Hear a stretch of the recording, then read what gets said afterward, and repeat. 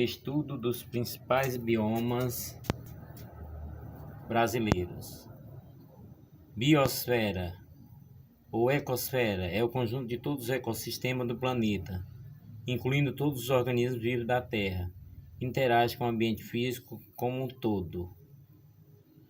Principais biomas brasileiros. Floresta amazônica.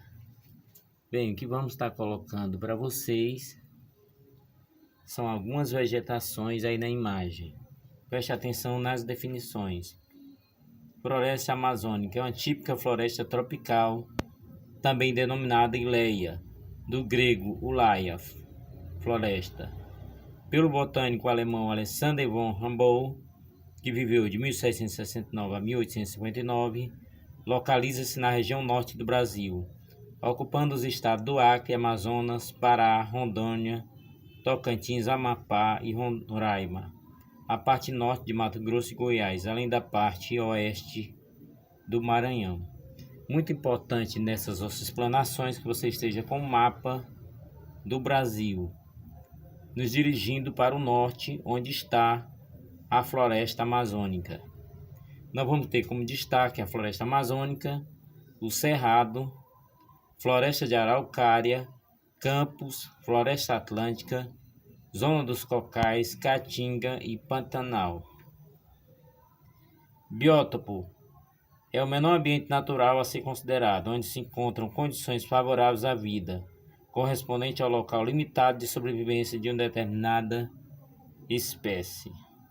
Biomas são ambientes em que se subdivide cada biócoro.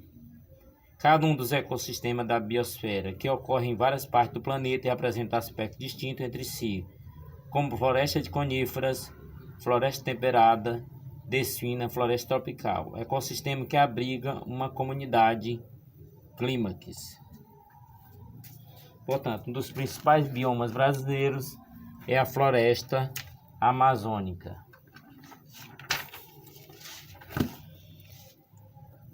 Pouca luz penetra até o solo da floresta, onde os decompositores degradam rapidamente as folhas, caules e corpos de animais.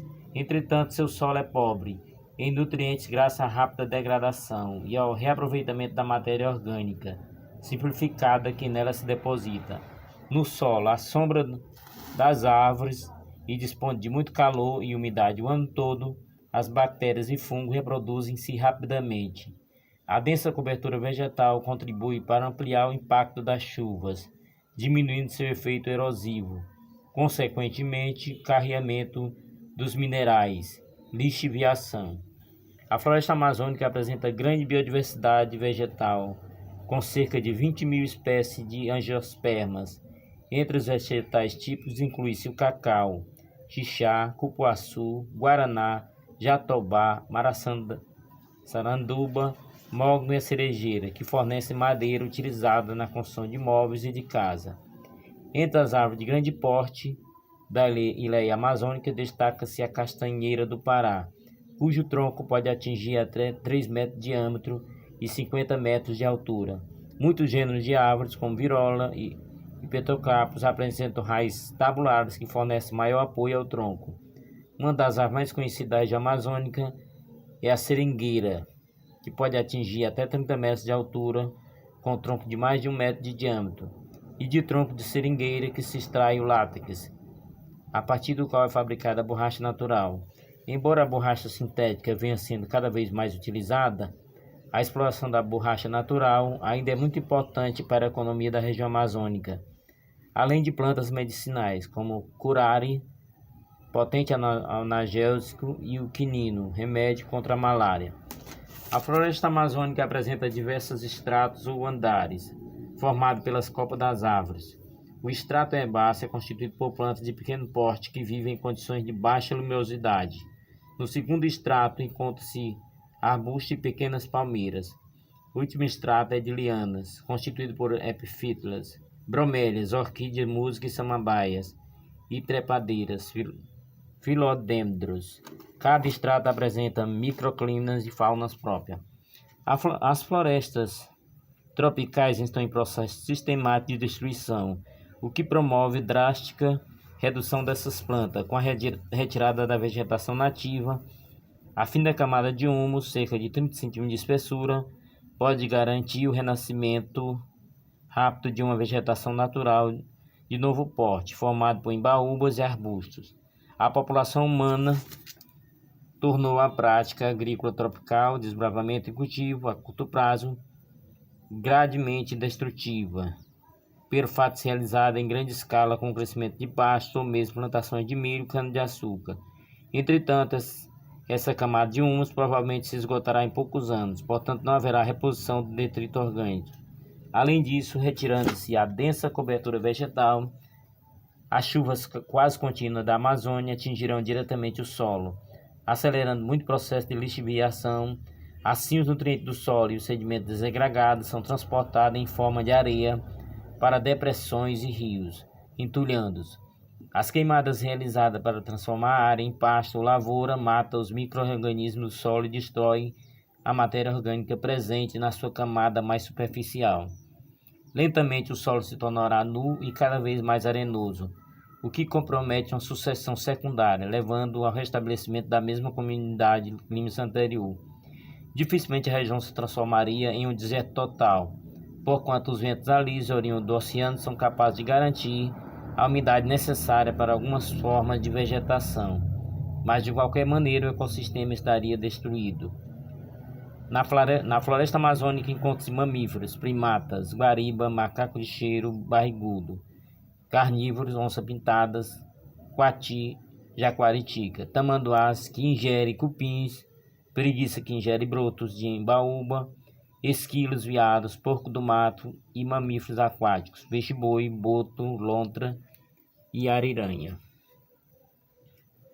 Frutas e cupins são alimentos principais para muitos animais da floresta.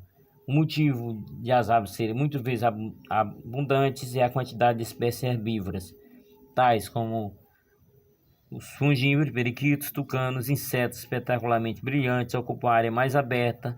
A maioria dos animais da floresta é pouco visível, muitos deles sendo noturnos.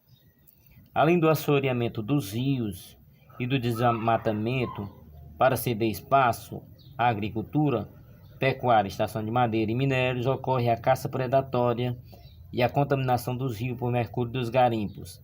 As usinas hidrelétricas comprometem a biodiversidade, principalmente quando são construídas grandes represas que inundam extensas áreas das florestas. Problemas da Amazônia. A preservação da Amazônia é de interesse mundial, porquanto abriga a maior biodiversidade do planeta. Além disso, a destruição da floresta tropical aumenta o aquecimento global do planeta, através do efeito estufa, e provoca outras alterações climáticas. A coleta de produtos vegetais como babaçu, açaí, cacau, guaraná, castanha do Pará deve ser realizada nas reservas extrativistas delimitadas. A extração da madeira deve ser feita de forma controlada e restrita, com rodízio e plantando-se novas árvores. Quanto às grandes hidrelétricas, é preferível suprir a necessidade energética com a construção de numerosas usinas pequenas, distribuídas segundo o planejamento menos agressivo, cujos danos possam ser absorvidos pelo ecossistema. Cerrado. O bioma denominado Cerrado cobre parte do estado de Mato Grosso do Sul, Maranhão, Minas Gerais e quase todo o estado de Goiás e Tocantins. Aparece também em São Paulo e no Paraná, considerando ainda zonas esparsas do Norte, Nordeste e Sul. A extensão do Cerrado atinge cerca de 2 milhões de quilômetros quadrados, aproximadamente 25% do território nacional. A vegetação do Cerrado constitui-se de árvores esparsas em torno de 5 metros de altura, com troncos tortuosos ou retorcidos, casca grossa, folha espessa, com superfície brilhante e muitas vezes recoberta por pelos, vento, levado a um aparente xenomorfismo. Por causa disso, acredita-se que o fator limitado dessa região fosse água. Comumente com raízes longas, algumas com 18 metros de comprimento, atinge reserva de água subterrânea encontrada mesmo nas estações secas a partir de 2 metros de profundidade. Além das características xenomórficas de algumas plantas, ocorre ainda característica típica do ambiente rico em água, como folhas amplas, estômago de permanecer aberto mesmo nas horas mais quentes do dia e produção de flores e brotos também nas estações secas. O solo ácido possui nitrogênio, fosfato, enxofre, cálcio em grande quantidade de alumínio que dificulta a absorção de nutrientes pelas raízes. Os caules grossos com cortiça espessa conferem maior resistência ao calor das queimadas. Nos campos cerrados, o fogo ocorre naturalmente com certa frequência. O capim flecha, por exemplo, atinge 2,5 metros de altura e pega fogo com facilidade. As plantas do cerrado praticamente renascem após cada queimada. Uma das adaptações que lhe permite resistir ao fogo é a presença de uma espessa camada externa de cortina nos caules, que funciona como isolamento térmico. O sub impede que as altas temperaturas das labaredas atinjam os tecidos vivos mais intensos dos caules. Ponto de ignição é a temperatura necessária para inflamar os vapores que estejam se desprendendo de um combustível, e a temperatura acima da qual o combustível pode queimar. Os troncos têm aspecto recurvado e torcido, porque periodicamente as gemas, ponto de crescimento na ponta dos caules, são destruídas pelo fogo. Com isso, as gemas laterais crescem, provocando a curvatura do caule. Durante a seca, algumas plantas perdem as folhas. Outras perdem também os ramos, permanecendo apenas o caule subterrâneo. A água não é fator limitante. O lençol subterrâneo é profundo, 18 metros. Estação seca de 5 a 7 meses. Clima relativamente quente, com temperatura média anual por volta de 26 graus. Chuvas regulares e na estação chuvosa com índice pluviométrico entre 1.100 mm e 2.000 mm por ano.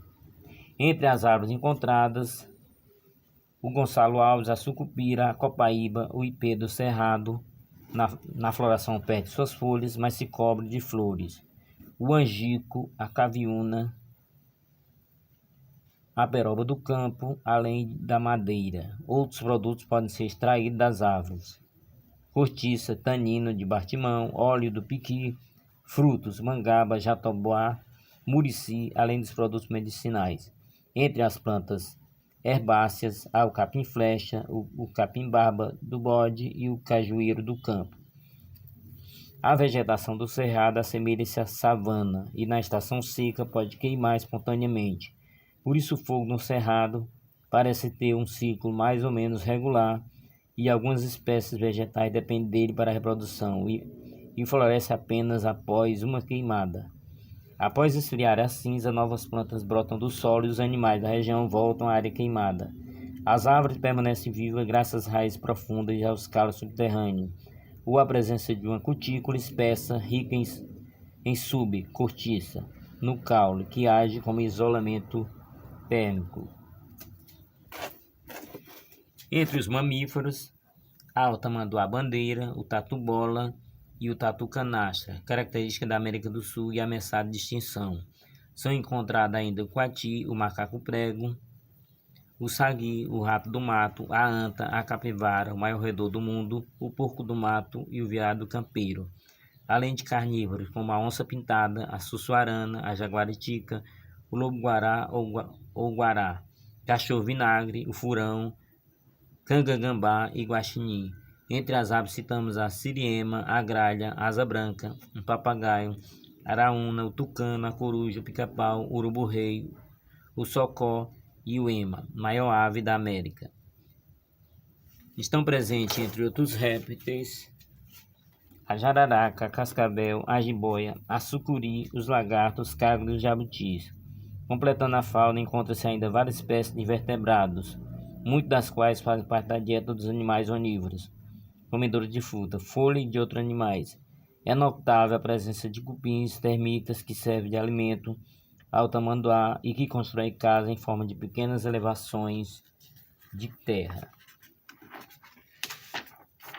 A destruição do cerrado.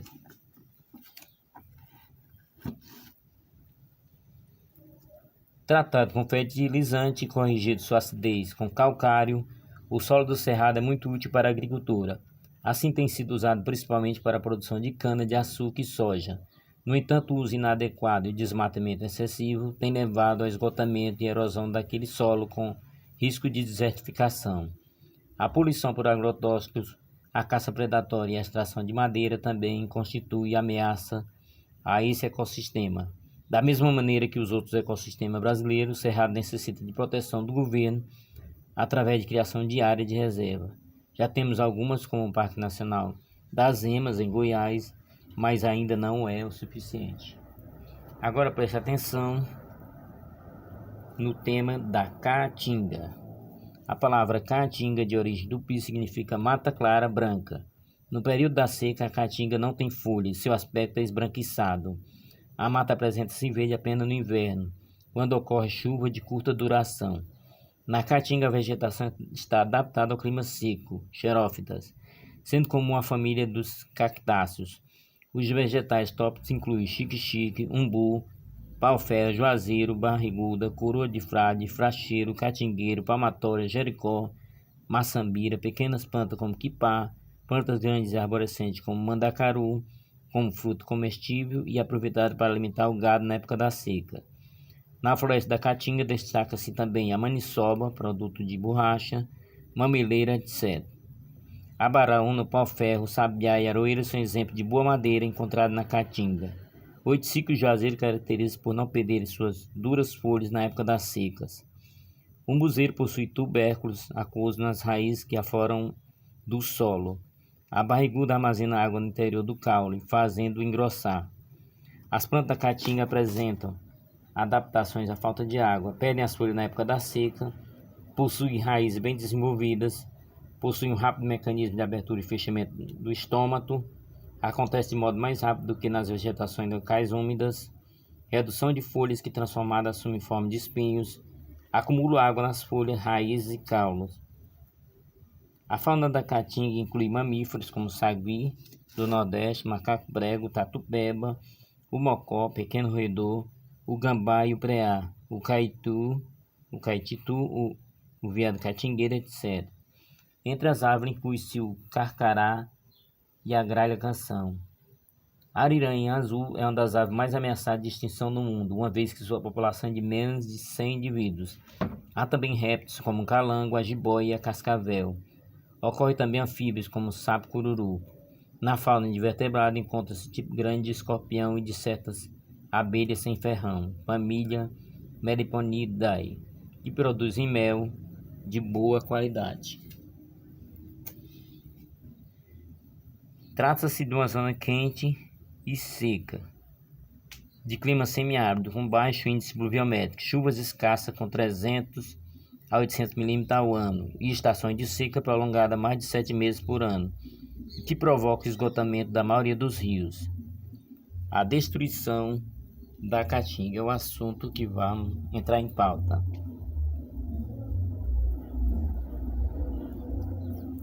No sertão do Seridó, no Rio Grande do Norte, o desmatamento está levando a região à desertificação, o mesmo ocorrendo com o raso da Catarina, na Bahia. Assim, esse ecossistema transforma-se em um grande deserto, caso medidas governamentais não sejam tomadas no sentido de preservar a vegetação natural ainda restante. O solo da caatinga é potencialmente fértil, pode sustentar a agricultura e desenvolver técnicas adequadas e área de suprimento regular de água. A irrigação do solo ajudaria a aumentar a produção de milho, feijão, mandioca e algodão. Uma das aves resistentes à seca é a voante.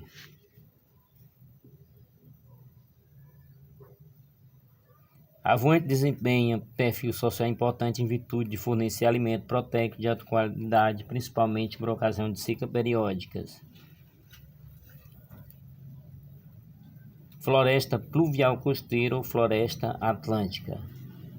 O bioma denomina-se Oresta pluvial costeira ou Oresta atlântica. Floresta pluvial costeira ou floresta atlântica situa-se nas montanhas e planícies costeiras, desde o Rio Grande do Norte até o Rio Grande do Sul. Portanto, toda a parte atlântica seria a Mata Atlântica. Mata Atlântica, também conhecida como floresta costeira, estende-se ao longo de toda a costa brasileira, acompanhando a cadeia de montanhas aí existente. Vai do Rio Grande do Norte até o Rio Grande do Sul.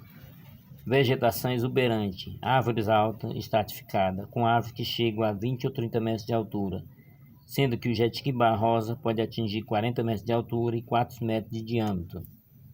Ocorre também o pau-brasil, jacarandá, palmito, jambo, paineira, figueira, caviúna, jatobá, embaúba, grande variedade de pradeiras.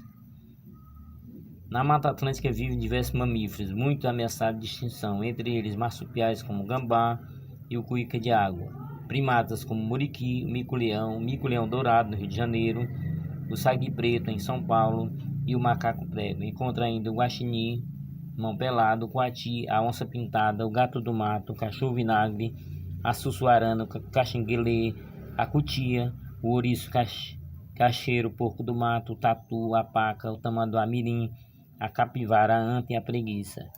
Entre as aves podemos citar o macaco, o inhambu, o pato selvagem, gaviões, mutua, saracura, tiçangue, sanhaço, araponga, conhecido como a voz da Mata Atlântica, e muitas espécies de beija-flor.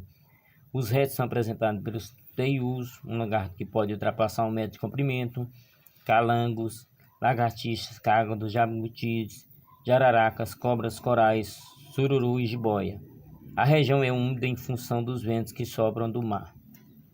A destruição da Mata Atlântica. Desde o início da colonização, a Mata Atlântica foi o ecossistema brasileiro que mais sofreu com a ação do homem. A extração do pau-brasil, usado como fonte de corante vermelho para tecido, o ciclo da cana-de-açúcar e do café, a mineração e extração das madeiras nobres, a pecuária, a caça predatória e a ocupação de cidades foram os principais fatores de devastação ecológica dessa região. O resultado é que dos 350 mil km² existentes na época do descobrimento, resta apenas 5% da mata original, pouco mais de 10 mil km² transformados em parques estaduais e nacionais protegidos por lei. Pampas ou campos limpos. Ocorre tipicamente no Rio Grande do Sul, onde ocupa quase 50% do estado. A vegetação dominante do Pampa é formada pelas gramíneas, lembrando o imenso capinzal. Algumas árvores como salgueiro e sarandi são encontradas ao longo dos rios na região litorânea. Pastagens de distribuição regular de chuva e estações bem demarcadas. Muitos animais cavam tocas, como tatu e diversos roedores. Entre os carnívoros encontramos o gato do Pampa, o zorilho, espécie de raposa, e o guaxinim. Quanto às aves, temos marreco, taxa e quero-quero. Embora o campo seja ideais para a criação de gado, grande parte dele está sendo destruído por falta de cuidado com o solo. Isso pode levar à erosão e desertificação. Mata das Araucárias. Onde é que vamos encontrar essa mata? Também denominada Mata dos Pinhais. Localiza no estado do Paraná e Santa Catarina.